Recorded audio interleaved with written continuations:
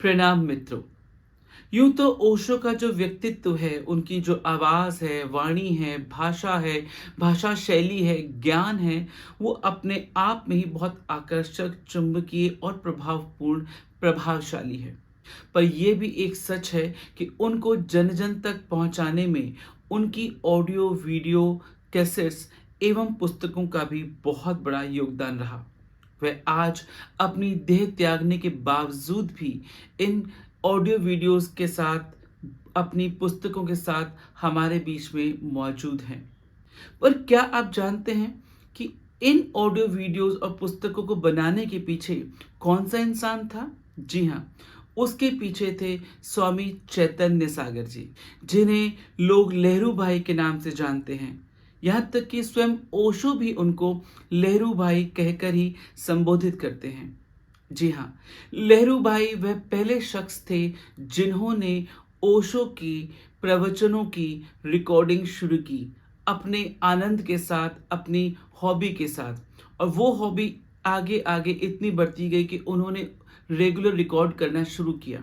सोचिए, यदि लहरू भाई ने ओशो की वाणी को रिकॉर्ड नहीं किया होता, तो आज न केवल ओशो की ऑडियो कैसेट्स या ऑडियो चीज़ें ज़िंदा होती, बल्कि वो पुस्तकें भी नहीं होती।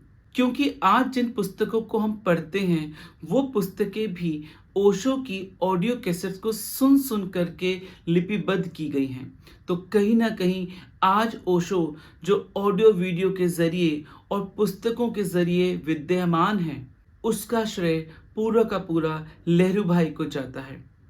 लहरू भाई ने मुझे अपने साक्षात्कार में बहुत कुछ बताया था कि किस तरह उन्होंने ये रिकॉर्डिंग शुरू करी, कितना मुश्किल था, कितना आसान था, ओशो की क्या प्रतिक्रिया थी, किस तरह ऑडियोज़ की कॉपी बनकर ये मार्केट में बिकने लगी और कैसे-कैसे उनसे पुस्तकें प्राप्त हुईं।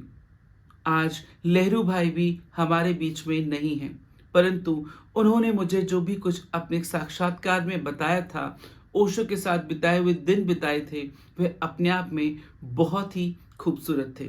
इतना ही नहीं, उनकी छोटी-छोटी बातों से बहुत कुछ सीखने को मिलता है। आइए जानते हैं उस यात्रा को, जिसके माध्यम से ऑडियो, वीडियोज़ और पुस्तकें हमारे बीच में पहुंची हैं।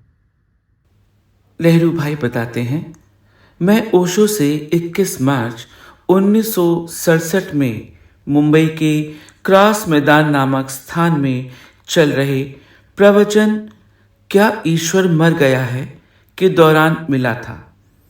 तभी से मैं ओशो के साथ हो लिया। जहाँ जहाँ वह जाते, मैं उनके प्रवचन रिकॉर्ड करता रहता। उन दिनों कैसेट नहीं थे, स्पूल थे। मैंने ओशो के प्रवचनों को 400 से अधिक स्पूल्स में रिकॉर्ड किया। पहला प्रवचन जो मैंने ओशो का रिकॉर्ड किया, वह 1967 में मैं मृत्यु सिखाता हूँ का था। पहले यह रिकॉर्डिंग स्पूल्स में ही होती थी, बाद में यह कैसेट्स के रूप में आई। लहरू भाई कहते हैं, 1974 में ओशो के पूना जाने के बाद आश्रम चालू हुआ और फिर कैसेट्स का बनना शुरू हुआ। मेरे पास ओशो की सारी रिकॉर्डिंग स्पूल्स में थी, जिसे ओशो के कहने पर मैंने पूना आश्रम में स्वामी देवेंद्र को दे दी थी। फिर उससे उनकी कैसेट्स बनी और मार्केट में आई। ऑडियो कैसेट्स को मार्केट में लाने का ख्याल कैसे आया, इस बारे में लहरू भाई बताते हैं, जब ओशो अमेरिका गए तो मैं भी वहाँ गया।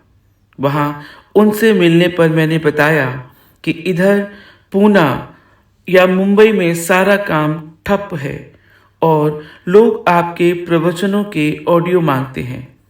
तब ओशो ने मुझे रजनीश ऑडियो सेंटर शुरू करने के लिए कहा। उसके तहत मैं ऑडियो की कॉपी बनाकर बेचता था।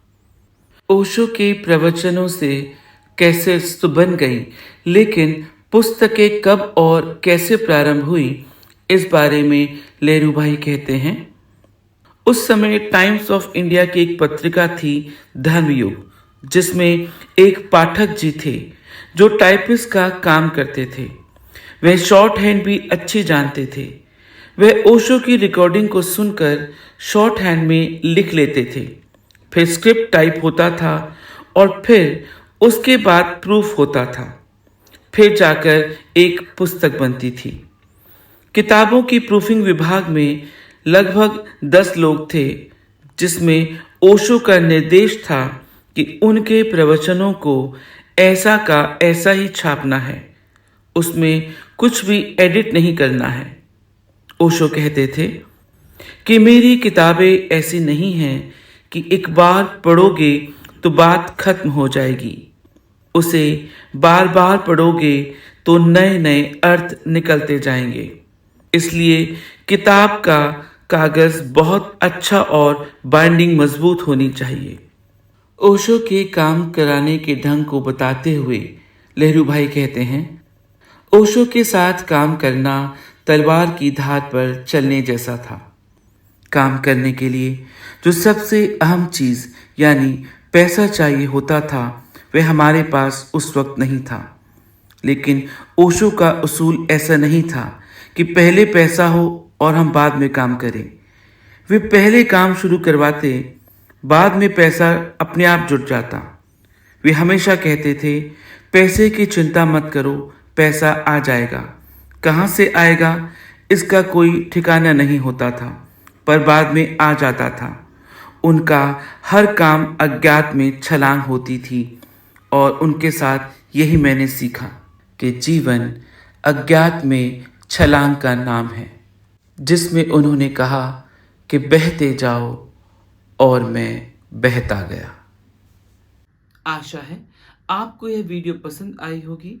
देखने के लिए बहुत बहुत धन्यवाद।